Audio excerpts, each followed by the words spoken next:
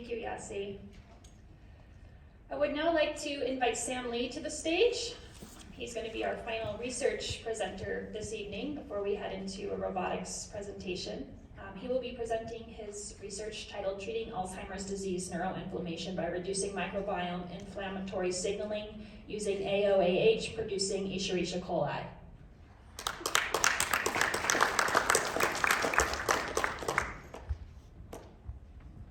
Good evening, everyone. My name is Sam, and today I'll be presenting on my project, which looks at evaluating how we can modify E. coli to produce acyloxyacyl hydrolase in order to mitigate Alzheimer's disease neuroinflammation. So Alzheimer's disease is part of a general category of neurodegenerative diseases called dementias. And dementia is an extremely large problem in the world. It afflicts around 50 million people worldwide, with this number set to double every 20 years. And because this is such a large problem, it's not only affected people themselves, but it's affected whole entire economies. It's led to whole entire healthcare systems being burdened by those that have dementia, and the lives of many family members, millions that have had to deal with the consequences of senior care and caregiving for those with Alzheimer's disease. With Alzheimer's disease specifically, it's part of a neurodegenerative category that focuses on reducing and the ultimate destruction of one's motor and cognitive function, and also one's ability to memorize and understand and generally be a person. They lose their identity, their memory, and everything. So when it comes to evaluating dementia, Alzheimer's disease makes up around 80%, but all dementias have many similar qualities. Specifically within Alzheimer's disease, they have very progressive stages. They transfer from being relatively normal, cognitively functional, towards very severe, requiring significant care and help. Within Alzheimer's disease, there's been a lot of focus into four main areas of treatment, that being in early detection and also in specific care and developing drugs. My area that I specifically wanted to evaluate is how we can develop proper treatments to actually ameliorate and stop the cognitive decline caused by Alzheimer's disease. However, there has been a lot of research not only dedicated towards helping screen and understand what causes Alzheimer's disease, but finding ways that we can care for these people psychologically and physically. With Alzheimer's disease, there's been a lot of problems with research.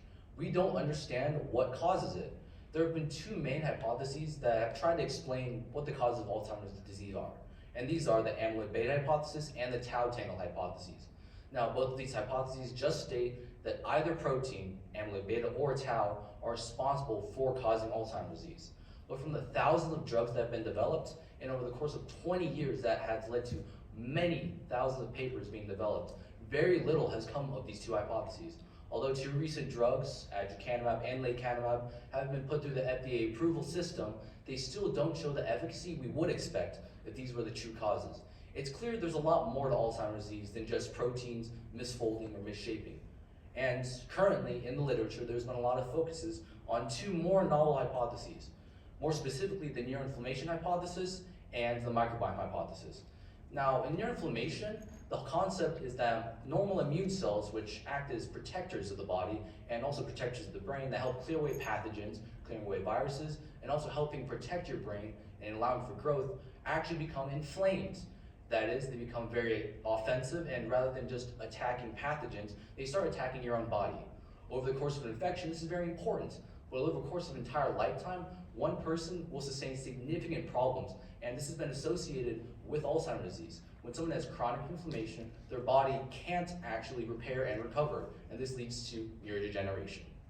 With the microbiome, which is what I specifically wanted to evaluate, the microbiome hypothesis states that certain gut microbiota, which is the bacteria in your gut, has been shown to be linked with other parts of your body, not only to your liver, your skin, but even to your brain. And this is one of the more novel concepts that has been explored in recent literature. This link with the brain is so potent, it's been dubbed the gut-brain axis. And all it controls things like eating habits, but also can control stress levels, anxiety, depression, and has been very well associated with Alzheimer's disease and Parkinson's. So because of this link, I decided to evaluate what specific molecules could be used to possibly ameliorate Alzheimer's disease. One of the main molecules that has been associated with Alzheimer's disease is lipopolysaccharide. Lipopolysaccharide is a molecule found on the surfaces of bacteria, and because of this, it creates a very big inflammatory response from the immune system. What it has led to is inflammation in the stomach, and also it's led to neuroinflammation. Like I said before, this link between the gut and the brain is very well established. And And with Alzheimer's disease, there's been a concrete link established between lipopolysaccharide and Alzheimer's disease neuroinflammation. Specifically, the two main culprits are the different chains on the lipopolysaccharide. You can see 6 here, but the 2 chains that have been seen to be most inflammatory are these 2 highlighted in red. By removing these 2 chains, it's been shown that you can decrease the inflammation caused by this molecule by 100-fold. So it's very important to possibly get rid of these 2 chains. Our body has its own defense mechanism, and our immune system has evolved over thousands of years to develop a protein that specifically accomplishes this task. And this protein is acyloxyacyl hydrolase, or AOH for short. It's a very long protein, but in short, it capsizes and gets rid of these 2 chains so that the body can effectively deal with inflammatory response. So, what does Y do? Well, specifically, my project also looked at how we can insert this protein, acyloxyacyl hydrolase, into a plasmid and produce it in the gut as a biotherapeutic.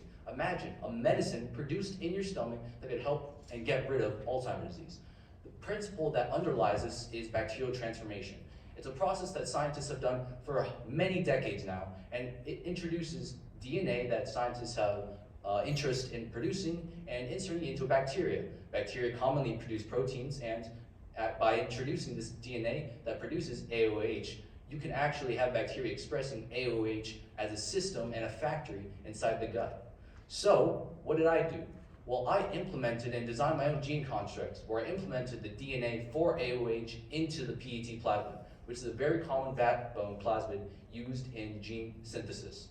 Very specifically, I was able to actually insert this DNA into E. coli, and currently showing production, and with experimentation being underway, I'm currently evaluating how efficacious this treatment is. Another part of my experimentation has been the modeling. We have very little understanding of acyloxyacyl hydrolase. Although there has been literature uncovering the structure and the function of it, there's still been very little modeling or an understanding of its specific functions. With my modeling, specifically with the cartoon visualization and the surface visualization of the protein, we're able to visualize and understand the structures. One thing I would like to point out specifically is the large central region in the cartoon visualization. You can see it almost like a hole, and in the general literature, it's been described as the hydrophobic pocket. And this is very important because this is the specific place that lipopolysaccharide binds to and inserts its 6 tails into the protein. And in this region, the lipopolysaccharide is cleaved, and these 2 regions lead to the degradation of these 2 tails that I mentioned beforehand. And this is confirmed by the surface visualization. But also, there's a red region that I've highlighted in both regions that have actually been shown to be the main part that LPS binds to. And this is very important, not only for establishing specificity towards LPS in this protein, but also understanding how LPS interacts with AOH. There still has to be a lot more information and modeling to be done, but this is very important and has paved a very good path towards understanding how we can use AOH as a possible therapeutic. So, in the final steps, and what I'm currently engaging and working on, is wet lab. And the wet lab experiment that I'm working on is evaluating 2 specific treatments. One, I'm looking to create a control group and a treatment group that both simulate a microbiome. And the microbiome, generally speaking, has specific bacteria in it that is common across many millions of people. Generally speaking, there are 4 common bacteria in the gut, and I'm planning to simulate and specifically implement 2 bacteria families, bacteroides and firmicutes, into a petri dish with my modified E. coli, and another petri dish where it's inserted with unmodified E. coli. And with this, LPS is implemented and introduced into the microbiome-like environment. With this, measurements are being done to understand how LPS is degraded after the introduction of the genetically modified organism, including AOH. And this is going to be measured through gel electrophoresis. It's a very common scientific technique that allows for the measurement and the actual concentration measurement of specific molecules and the size measurement. So from this, I can not only measure what and the concentration levels are of LPS, but also whether or not AOH is produced at all. And this is specifically underway and is currently part of my wet lab research that is ongoing. However, the implications of the study are very huge. Not only does it provide a possible way to treat Alzheimer's disease, but there's a lot of important ways that it could pave the way for new research into Alzheimer's disease treatment. More specifically, Alzheimer's disease has had very little progress. As I mentioned before, the 2 most recent drugs that have been approved aren't very efficacious as you would expect. But this treatment not only could provide a way to have a possible treatment, but it could also make treatment a lot cheaper. Current treatments range in the thousands when it comes to yearly treatment of drug administration, drug synthesis, and drug purification. But with a bacterial vector, it would cost less than pennies to make this and scale up. And as a possible way, it could be easily ingested and taken as, for example, an oral tablet, rather than an IV injection or even worse, an intracranial injection. So this could make it a lot easier to get AD and also many other different treatments for neurological diseases that are less invasive and a lot more accessible. One of the problems with medicine is that it requires not only a lot of cost, but also a lot of infrastructure. In many countries, especially in developing countries, there's a requirement for a lot of surgical techniques and expertise. Well, with this treatment, you would not need any expertise to administer it. Simply taking it orally as a probiotic, it could act as a biotherapeutic that would be able to administer and get rid of Alzheimer's disease. One of the final areas that I want to highlight is this research focuses a lot on the innovation present within the microbiome. The microbiome is a very new and green area of research. And when it comes to understanding how we could genetically modify organisms and create possible whole entire factories in our stomachs to produce medicine, it makes it a lot easier and a lot cheaper so that we can create medicines that are not only accessible, but a lot easier and complex. Not only to treat Alzheimer's disease, but to treat many. This has been done with Parkinson's disease and is currently being done underway for a lot of other diseases such as diabetes or depression.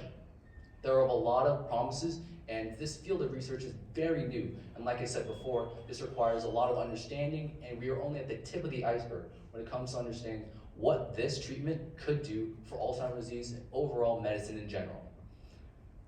However, on a more personal note, I would like to emphasize what I'm planning on doing and pursuing. I'm a senior now, and I'm planning on pursuing biomedical engineering in college.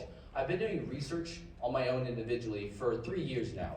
But it's only through actually going through AT research that I really had a connection and understanding what research is all about. It's not just about independent study, but it's really about collaborating and understanding different perspectives. And it's through this research project that I was able to meet so many amazing people that are like-minded and were able to give so much feedback. As a part of research, I was not only able to communicate with mentors, but also really understand what other curious minds in the world have to do. And my own personal goal in pursuing research is to help others. And it's amazing to see that there's so many other people in the world that want to do the same. Thank you.